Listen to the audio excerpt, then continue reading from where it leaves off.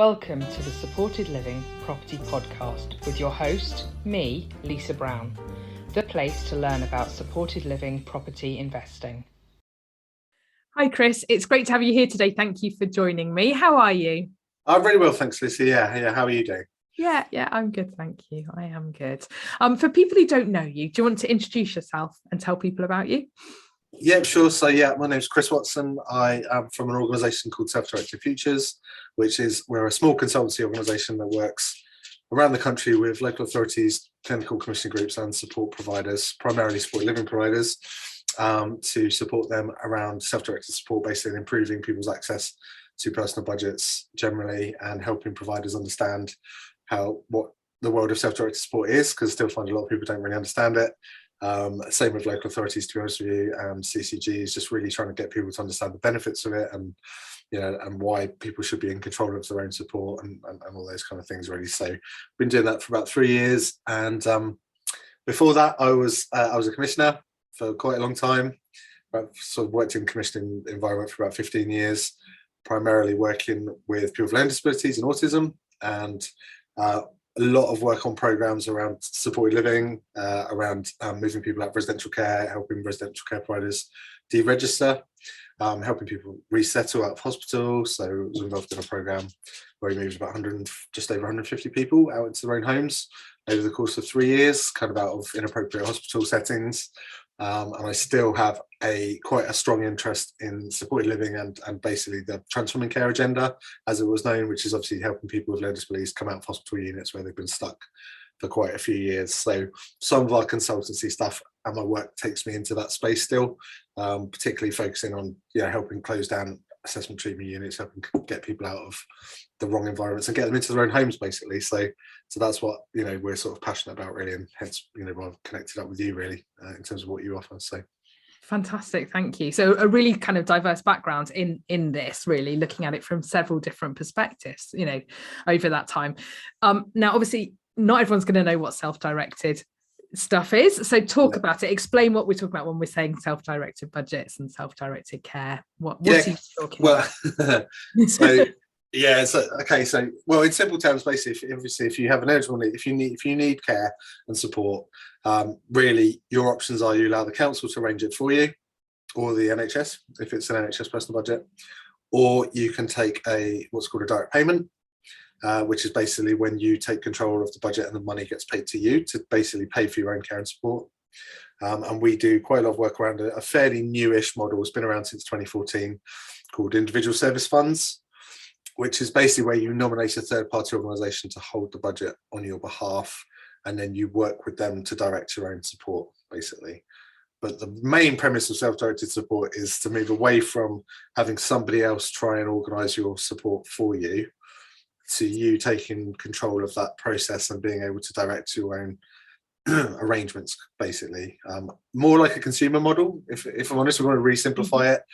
It's a bit like you want to go into a supermarket and letting somebody else go shopping for you, kind of rather than you going in there yourself with the money and you buy the products that you want, the right products for you, rather than seeing what turns up, like a delivery that turns up with the wrong items. That's a good analogy. Absolutely. You get the control over it.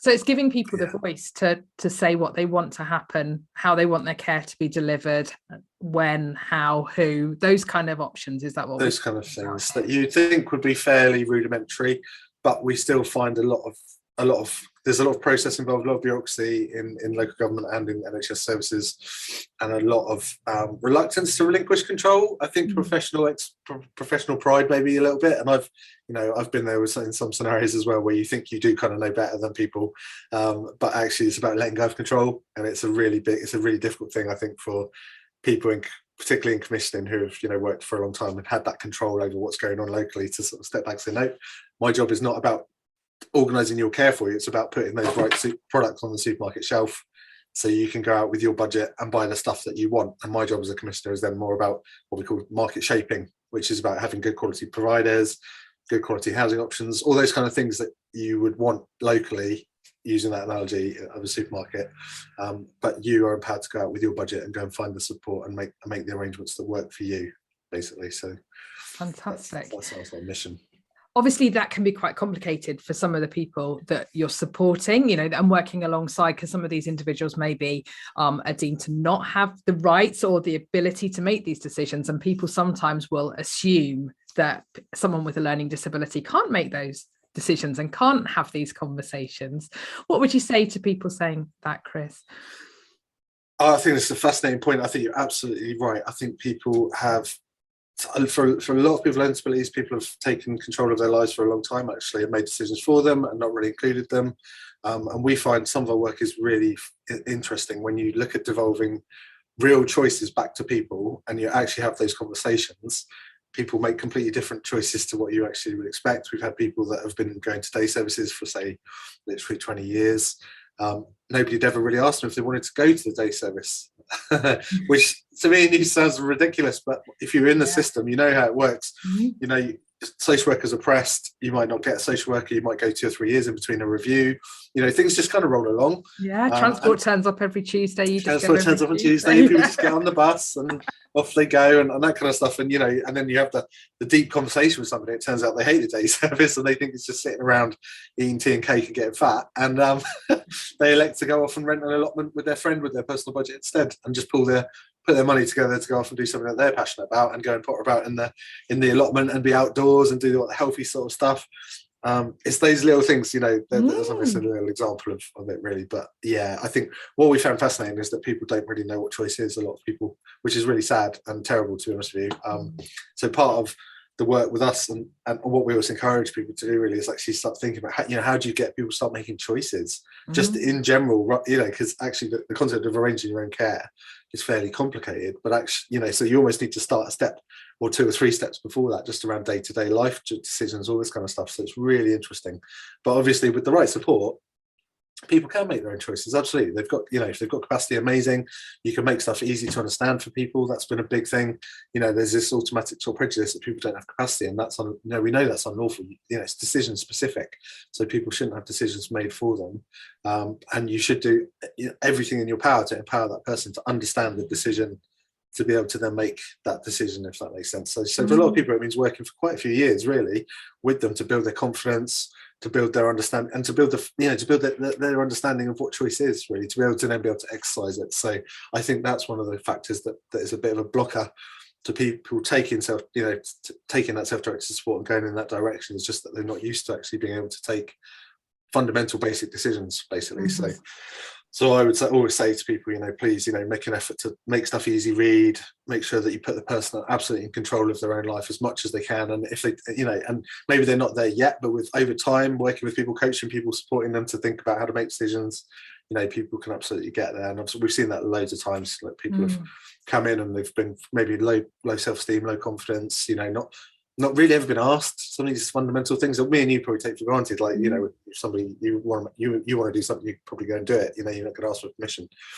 And it's just about building people's confidence up and then helping them sort of, it's a bit of a cliche, but it's like step into their own power, really, and effectively sort of helping people self-actualize. So that was a bit of a deep answer, actually. No, but it's really, really important, isn't it? And I think it's that, it's a fundamental human right, isn't it? The ability to choose what you do, where you live, who you live with, those kind of things and they're often overlooked, aren't they? Because someone designs a supported living scheme for 6 people, they're going to be placed in this property, and actually have those people chosen to live together? It's those kind of questions, isn't it? Yeah, and they're more fundamental than just about self-directed support. They're the basic, exactly what you said, really, about human right, the right to choose really who you live with and who you associate with and all those kind of things. And I think, my passion, really, and the reason I ended up going into self-directed support as a direction of travel was because I started off my career working in institutional settings. They were locally based hospital units, basically, and the staff were brilliant, amazing. There's some amazing people that work there, absolutely fabulous, and the residents were amazing, but they had no rights. They just had nothing. I mean, the food would come down a hospital trolley, so your choices were like, spotted dick and custard or roly-poly, and that was it. And it was literally hospital food got delivered, and these were people that just with learning disabilities who absolutely, to my mind, could be living in the community. I left that job after a couple of years. I was really frustrated in it, and I went to work in community-based supported living services. Spent quite a few years in that environment because it was I just knew it was the right thing to do. People just living in their own homes, and a lot of my passion, probably the direction of travel I've taken in life, is kind of seeing that stuff and feeling aggravated by the injustice of some of that stuff, where people had literally been just stuffed into services, without any choice or control whatsoever. And then, of course, an outcome from that was obviously some people, it affected their behaviours and they weren't happy, and they would express that through their behaviours. And looking back at that, it was frustration because there wasn't enough staff on shift to be able to go out in the car. A fundamental right to just leave your own property when you want to. People weren't able to. So that was kind of, if I'm honest with you, that was one of the drivers that took me into this. So I've been super stubborn and super hot on anything to do with deinstitutionalisation as far as I'm concerned, and that includes supported living. If there's no real choice and control, no tenancy agreement in place, if people are getting forced to accept other people coming in to live with them, for me that's a mini institution. It's what we call a micro institution. I've also, I spent a long time in my career trying to not close residential care. This sounds really awful. Like, don't get me wrong, I worked in residential care as well. Like, I've seen it on that side as well. It's just the wrong, having meal planners and people taking, it's too invasive. It still disempowers people too much, in my opinion. So residential care for me was always on my hit list in commissioning. I always wanted to not close providers down, but help them deregister. Think about maybe keeping supporting people change from a registered care provider to a dom care provider. Think about, can you remodel your scheme? Could you turn it into flats? Could you perhaps look at people, maybe moving on from your scheme? Maybe it's not the right scheme for them. Maybe it can't be remodeled, but maybe you could support them in the community if they choose to, to still have you as their support provider. So managed to, what I call eradicate, it sounds a bit brutal, but I did eradicate residential care from quite a large swathe of the areas where I worked, where we were the only commissioner. Obviously, a lot of the issue with some of that is that people's their budget comes from multiple local authorities, so it might be a residential setting with lots of different out of area kind of funded people basically living there, so it's more challenging. But for me, I'm never going to be satisfied until basically every single person with learning disabilities has their own home. And I'm not like an evangelist about people having their own front doors. I do understand that I worked in shared supported living, and some of it was like a family, and it was absolutely astounding how people peer supported each other, looked out for each other. It was wonderful, to be honest with you. I've worked in supported living where the dynamics have been wrong and people didn't get on, and they shouldn't have lived there. And then there's been issues around people obviously having to move out and vacancies and all that kind of stuff. So my gut feeling and the direction of travel that I took mainly, as a commissioner, was to go into was clusters of support. So, small blocks of flats with some staff accommodation. I'm going to pause you for a second. Yeah, I think it's this dog going. Sorry. No worries. I bet that's the gate. Is it? Yeah. Is it your delivery? Down. Yeah. Sorry. That's all right. Thank you. If you just leave it there, that's perfect. Thank you. And then she'll stop again. Sorry. No, that's fine. Don't worry. Yeah, yes. Life happens. Don't worry. Mine hasn't come up and jumped on my lap yet. So.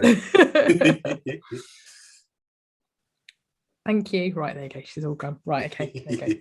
Perfect. I'll just start again on another. Yeah, no worries. Yeah, that's cool. And I think a lot of people assume these kind of situations have closed. We talk about them in the past tense, and we talk about these as though that it's old practice, but actually it is still happening, isn't it? And it's it's still very real, for a lot of people living in places like this. So yeah. It's something that I think people are aware of, need to be very aware of. Coming back to the self-directed budgets and stuff, is that something that, if I'm a care provider listening to this, is this something that I can help the people I work alongside access, or is it something that needs to be done through a third party, or how does that work? Yeah, no, 100%. I mean, basically, we need advocates, we need allies in this process, really. So we're really keen that support providers equip themselves with good knowledge around personal budgets, really, so that they can then go and advocate for people they support, or help the people they're supporting to go and advocate for themselves, ideally. So yeah, for me, that's really just having that basic understanding of people's rights under the Care Act. So one of the things I'm really passionate about is getting people to have a look at the Care Act guidance. So as anybody can literally just Google, now the Care Act itself is complicated legal terms and, Parliament, all that kind of stuff, website. It's hard to decipher, but the Care Act guidance is absolutely brilliant, really, really helpful about personal budgets, what you should expect from social services, what people should expect in terms of reviews, being offered a personal budget, being offered a direct payment as part of that conversation. The Care Act says that local authorities should be offering individual service funds. But again, it's patchy, the coverage around the country. So not everybody is having access to things that really the statute or the law is saying that people should have. So for me as a care provider, it's about understanding really that people have a right to ask for direct payment. And there's some principles around that direct payment that are really important. And one of them is the sufficiency principle, which is the fact, that a person's budget should be adequate to cover the cost of their support. What I can find sometimes as a tension is that local authorities will say they have a direct payment rate, and that direct payment rate is usually for personal assistance, to be honest, which is where the person employs their own support worker basically directly to them. But of course, they don't have all the overhead costs of supported living providers, home care or domiciliary care, whatever it is. So the hourly rate tends to be, I don't know, let's say for example, £14-15 an hour. And what that can do, sometimes people don't think they can ask for any more than that. They think that is the direct payment rate. So if I want a direct payment, I can only have £14 an hour, whatever it is, which has been set locally. But actually, it's about sufficiency and it's about needs. So if that person needs support from a supported living provider, and that supported living provider is, let's say, £16-17 per hour, there's no reason that the council can't give that person the same money that they would have commissioned the service for anyway, and pay that to them as a direct payment to be able to take over and be the customer. So I advocate massively, families, I always say take direct payments, because and when I say about control, it's not like being a control from a control freak point of view. It's an example of this quite recently happened up the road from where I live. I got talking to some families. I won't say where it was because people know stuff. But it was a group of families, and half of them had direct payments and half of them had a commission service, and they were really unhappy with their support provider. So they came to me just for a conversation about how to unpick this as a bit of a mess, really. And basically, the guys with direct payments wanted to just go off and recommission and had found another provider and really happy with them. But the other half of the family group, unfortunately, were stuck in, and the people there were stuck in commission services. So they had to effectively allow the commissioners to get involved and take over, and they took over the whole running of the process. It became a big procurement exercise, something that really could have been solved, actually, if I'm honest with you, within 4 weeks, probably like a traditional notice period. They were still talking to me 4 or 5 months later about it, and it dragged on. And then because of the procurement stuff, they'd end up with the wrong supported living provider again. And so, so it kind of went on and on. And really, the solution, and I think a lot of the guys during that conversation started to really appreciate the benefits of a direct payment, because it puts you in charge of your own support, and you don't have to rely on other people to make those decisions for you. So that was just a not necessarily a negative example, but just really important. I think that people are empowered to have their budget, and they take it, and the reason to want a budget, to have it that way, is so you can avoid those kind of situations. So if you're not getting on with the provider, and I've had this multiple times in my career, where I've had to step in where support's not been working, and we've had to terminate a provider's contract, and that can take months or years. And often, if I'm honest, sometimes commissioners are a bit wary of it because of the comeback. Are we going to get a legal challenge? All these kind of things. I don't hear anybody complain. If a person terminates an agreement with a provider directly, or a family does, everyone just walks away. No, there's never any comeback on that kind of stuff. So it's a really, the power dynamic is much different, and the process and that kind of stuff is much more straightforward. So it's not just about designing your life. It's about making sure that you can be the terminator of if that support is not working. I know it sounds really awful, but it happens so often. People are just unhappy with the service that they're getting, and we don't want that status quo. You don't want to just have poor quality services because nobody can get out of them. What we want is a really dynamic, vibrant market where people have access to really high quality support. And I think personal budgets drive that a little bit, because it is the consumer model. It's the reason we're not communists, if you know what I mean. It is unfortunately, it is capitalism. I'm not a massive capitalist. I'm not a massive anti-capitalist, but I'm just, just for me, capitalism, unfortunately, is the working model. And I think personal budgets just fit really well into that, and it just gives you that choice and control, really. So absolutely, it's putting the person back in the driving seat, isn't it, and making the choice and the control of what happens in their own lives. We'll put the link to the document you were talking about in the show notes, so people can find it. If you get that link over to me, then we can make sure that everyone can find that. So if people want to dig into that a little bit more to kind of understand it. You were talking also about there's some advocates, because obviously if not everybody has a family member or someone, and it probably can become quite an arduous process holding someone's budget for them. I imagine that's quite complex if you've got aging parents potentially, or something like that. So there is an advocacy process. Is that right? Is that the correct terminology, or is there a different name for it, Chris?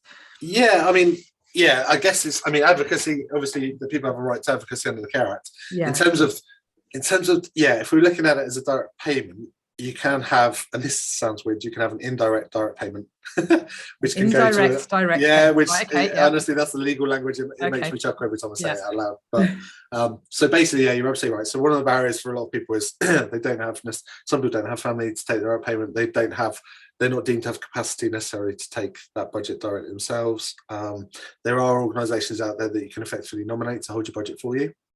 There's not loads of them, but there are a few who are really committed to that. There's some excellent ones in this supported living space, I would say. So you can nominate a third-party organisation to hold the budget for you, and then that arrangement is kind of overseen by obviously the person, hopefully, but also the social worker. So it becomes more of a three-way agreement between the person, the holding organisation, and the social worker, if that makes sense, or the local authority. So yeah, there's options for people to do that, but for direct payments, it's more complicated, and often organisations are reluctant to sign a direct payment agreement to take on that responsibility. So, which is why we've ended up going down much more towards the individual service funds route, which is similar. But the responsibility isn't so intense on the holding organisation. It's much more of a negotiated agreement between all three parties, where they have some of the flexibilities, but not the total control that you get through a direct payment. So if you want full control of how you use your budget, if in an ideal world, if there's not restrictions on how that budget's used, you'd have a direct payment. If you can't manage a direct payment, don't want to manage a direct payment, then the individual service funds are great opportunity, really. And it's supported living providers can hold that budget basically on behalf of the person. So we're seeing we're seeing it split into two sort of segments, really. We're seeing care providers, and by that I really mean domiciliary care providers, supported living, whichever terminology you want, doing most of the care still for people, the day-to-day support, but holding their budget and being able to use the money slightly differently. So just for example, to put this in sort of simple terms, if you had somebody who had 10 hours a week of support and their personal budget was 150 quid a week, and that provider said, well, actually, if we can deliver some of these outcomes differently, for example, maybe get you a personal trainer instead of having a sport worker go to the gym with you, because sport workers aren't experts in nutrition and physical sort of exercise stuff. I mean, there might be some of them, but in general, there's probably more efficient ways you could use money for people. So that week, that person might have 8 hours of direct support, and they'll convert 2 hours into 30 quid, which will go to pay a personal trainer, which gets the outcome for that person in a better way than having 2 hours of support worker time who don't necessarily know how to do that nutrition and the exercise and sort of stuff. So it's just allowing, so that's a growing segment. So it's care providers, support providers who are basically holding budgets for people and starting to think about how to use bits of them differently. Still, obviously, for people in that arrangement, there's going to be a need for support. So it's not about replacing the whole thing, and it's not, you don't turn the whole budget into money and then there's no support delivered.